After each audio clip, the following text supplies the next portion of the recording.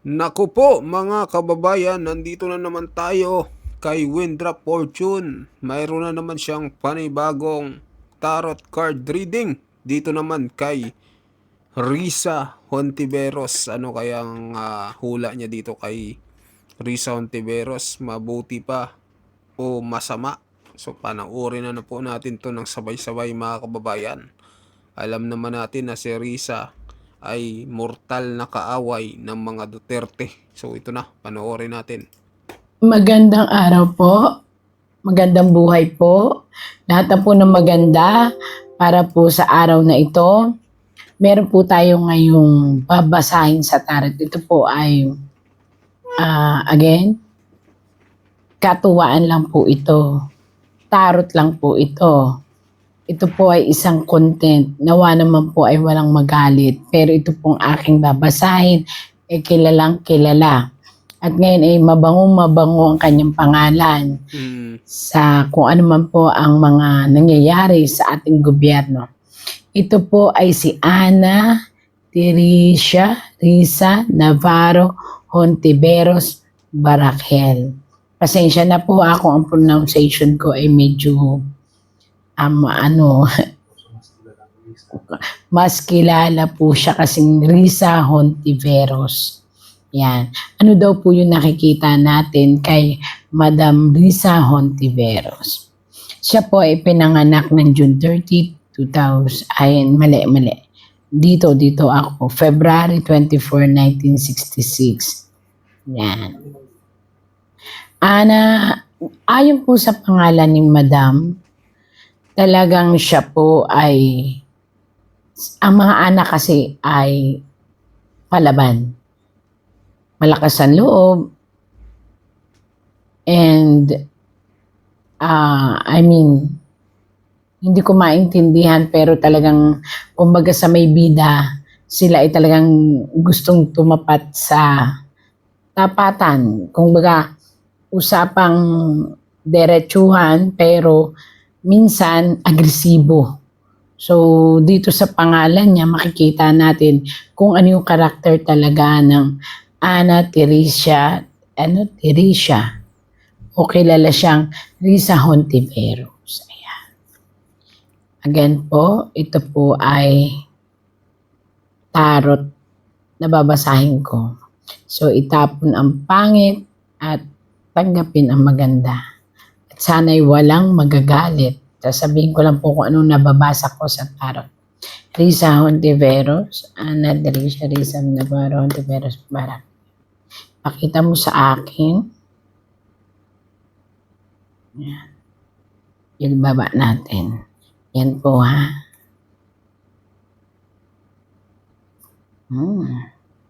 Oh. Babae. Nakikita niyo po ba ito? Sa ngayon ay nag-uumapaw ang kanyang galit. Simbuyo ang mga patalim na yan. Talagang hindi ko alam pero po ito ay simbuyo ng galit at mula dun sa galit na yun ay natatali siya sa isang bagay. Ito pong, kung makikita nyo po, i-explain ko po ito ha. Again po, itapon ng pangit. Kung ano man po nakikita ko sa tarot, yun lang po ang i-explain ko. Nakikita nyo ang isang babae. Siya ay nakatali at nakapiring.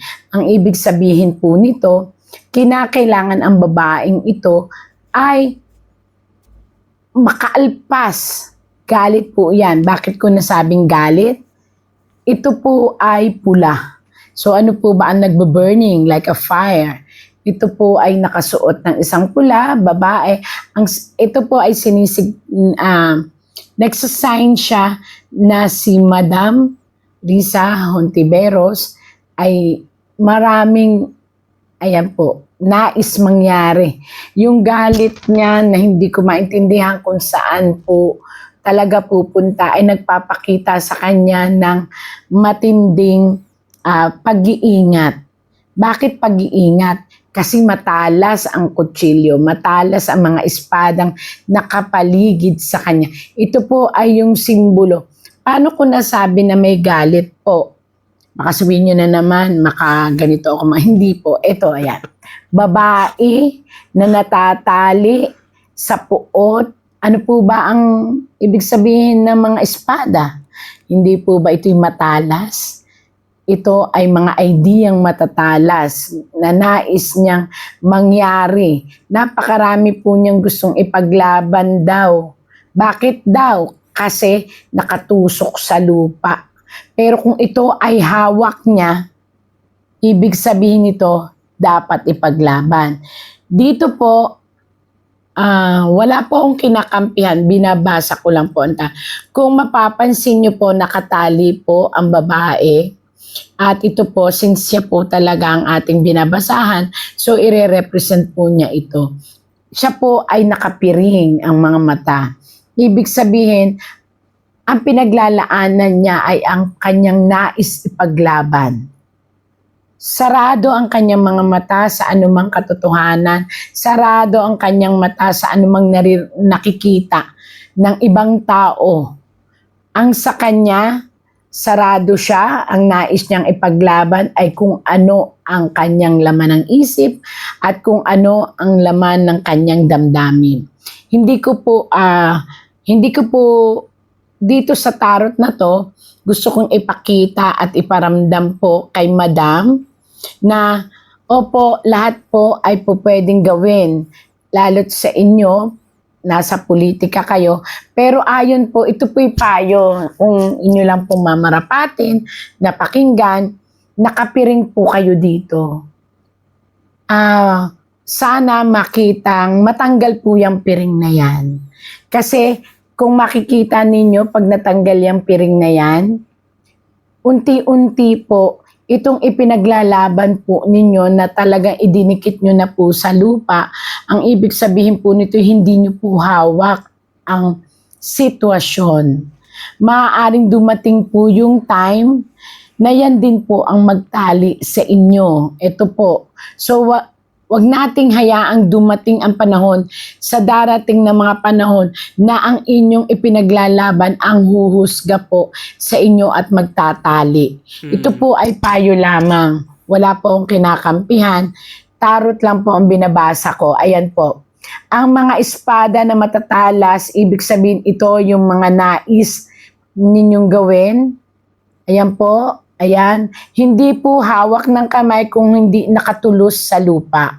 Ang ibig sabihin po nito, pag nakatulos sa lupa, delikado po ito. At kayo po ay may piring. Ibig sabihin po ng piring, hindi nyo po nakikita kung ano ang inyong ginagawa o ipinaglalaban. Maaaring sa inyo ay tama, pero sa paligid ninyo ay may mga mali na nakakakita. Bakit po nasabing mga maaaring sa paligid ninyo ay may maling nakakakita? Kasi po kung mapapansin po ninyo, wala ritong tao. Pero mayroon po doong kastilyo.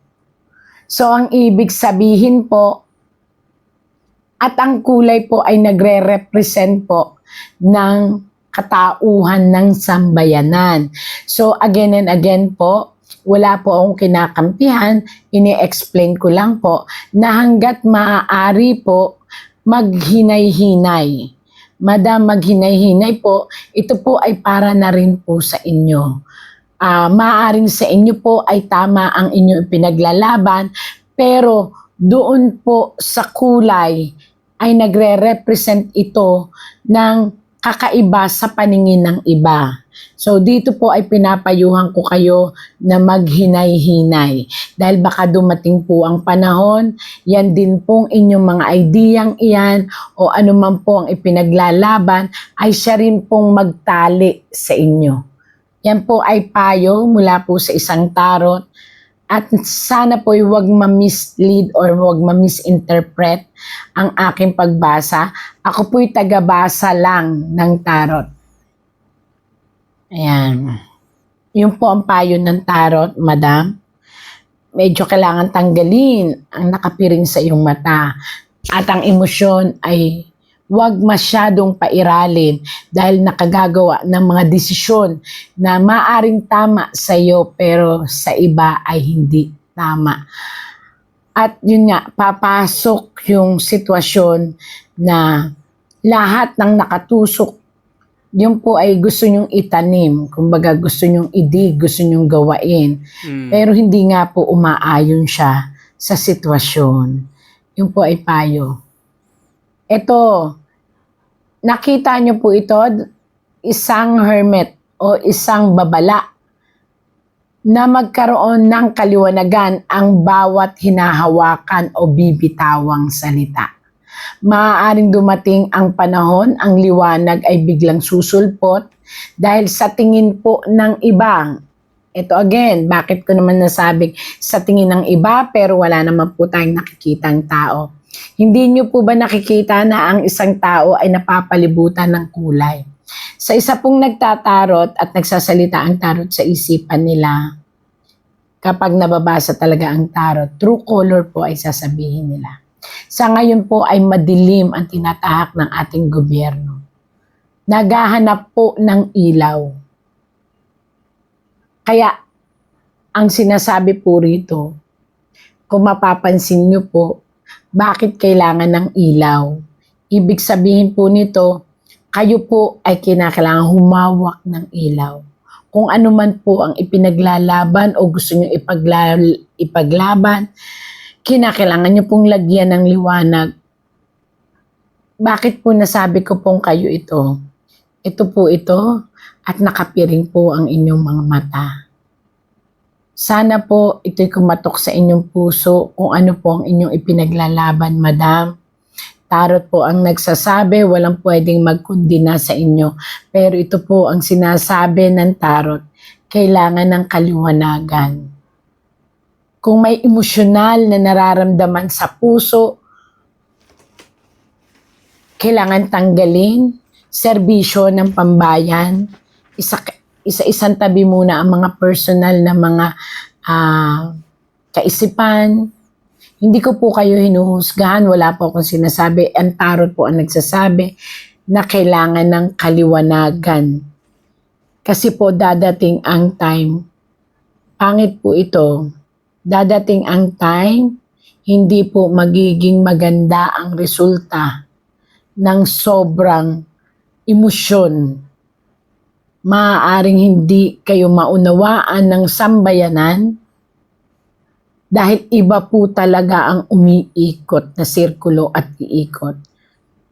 Darating po, hawak po kasi, ito na lang ang pinakamagandang definition.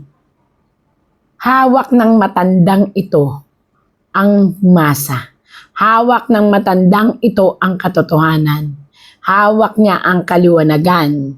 Kaya maaari pong pagdating ng panahon, lahat ng inyong ginagawa ay makapasok, madam, sa inyo mismo.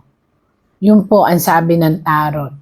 Ito po ay payo lang po. Kasi sayang naman po kung ano man yung pinaglalaban ninyo pag po daw hindi kayo humawak ng kaliwanagan at tumanggap ng liwanag mula dito sa matandang ito, darating po ang time na mapapaso kayo. At mismong tatalikod mismo ang mga tao na akala nyo ay totoong sumusuporta sa inyo. Ayan po. Kitang-kita nyo naman, no? Ang liwanag po niyan.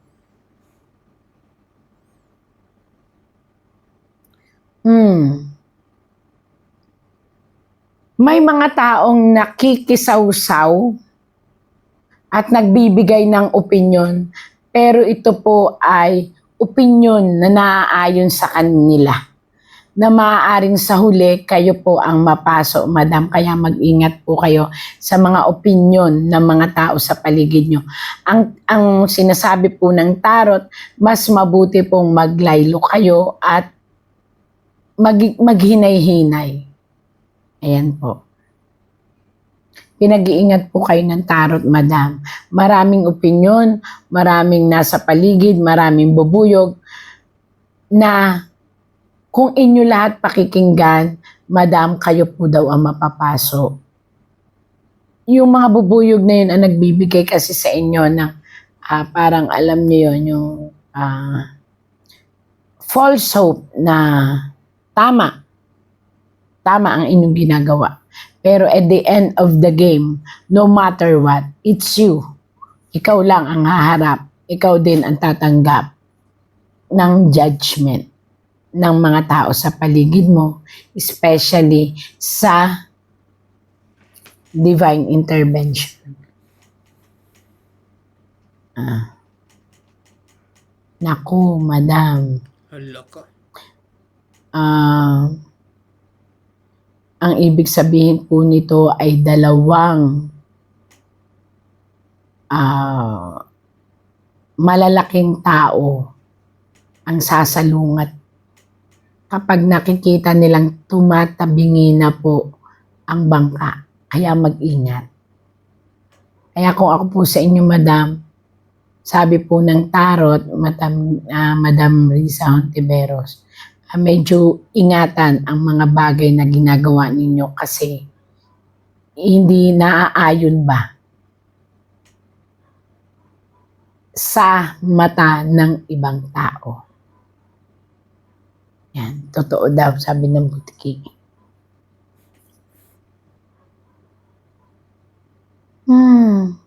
Lumalabas po kasi dito sa tarot, may mga tao na nasa likuran, di ko alam kung sino ito, na taong ito, na napakalaki niya, laking tao siya, nasa likuran ni Madam Hontiveros, na maaaring nagbibigay ng feed or parang kwento, parang mga ganon, kaya nakaganyan, na naa-absorb ng emosyon ni Madam.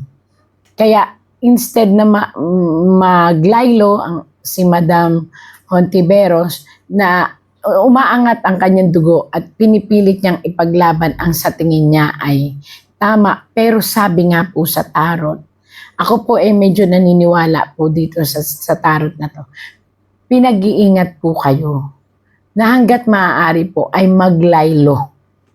Kasi hindi nga daw po tugma or tama ang mga nailalabas niyong emosyon na sa mata ng tao ay nagiging personal na para sa mga tao na pinagsasalitaan. Ayan. Ito po ay no script. Ito po binabasa ko lang. Wala naman pong pangit kung tanggapin ninyo or hindi. Basta ito po, pinapakita dito sa tarot, sa bandang huli po, malaki ang mawawala sa inyong pangalan. Di ko alam kung bakit. Kaya kinakailangan nyo pong maglaylo. Di ko alam kung bakit po. Ang nakalagay pa nga dito you have to walk away for all the things. Ibig sabihin, walk away. Kung alam nyong natetension na kayo, kung alam ninyong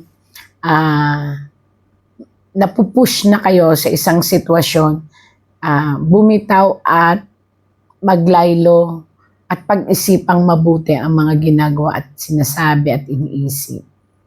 Ayan po.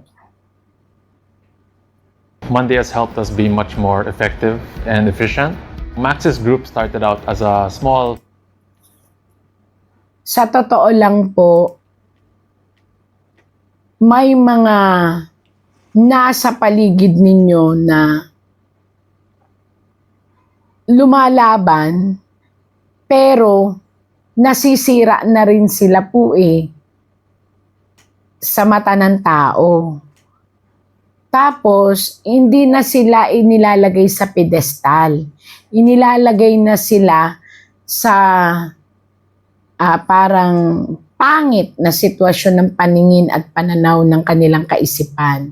So, ang sabi po dito, para hindi na kayo mahawa or madawit sa anumang galit ng mga tao, dun sa mga tao nyo rin na nakakasalamuha o nakakasama, hindi ko po alam, yun lang sinasabi po, para hindi bumaliktad ang cards o hindi na bumaliktad ang sitwasyon at makuha nyo ang tamang suporta ng mga tao, medyo maglaylo lang po. Laylo. Kung ano man yung... kasi ang lalabas po dito, ang tingin ng mga tao, kaya nakabaliktad, ay nakakapagpagulo na lalo. Lalo nakakapagpagulo ang sitwasyon sa Pilipinas at sa politika. Yan. Panay po ang babala sa inyo ng tarot. Siguro ito ay dahil may mabuti naman kayong kalooban. Marahil ayaw lang ng tarot na dumating ang panahon na yung pinagpaguran nyo na politika, na karir, respeto ng mga tao ay mawala. So, mag-isip na lang po muna kayo kung ano po ang dapat ninyong, kumbaga dalawang, kung ano yung gusto nyong panigan. Kung wala man po kayong panigan, mag-stop lang muna. Kasi ayan po, nagja-juggle na kayo. Tapos may dagat na. So, sayang naman po ang inyong pangalan na iningatan ng matagal sa ibang sa desisyon na pinapasok nyo ngayon ay maaari pong masira. Yung reputasyon, maaaring yung reputasyon ay yung pagkakilala ng mga tao. Tapos, kasi nga po, nakita natin po doon yung isang hermit na matanda na siya ang may dala ng liwanag.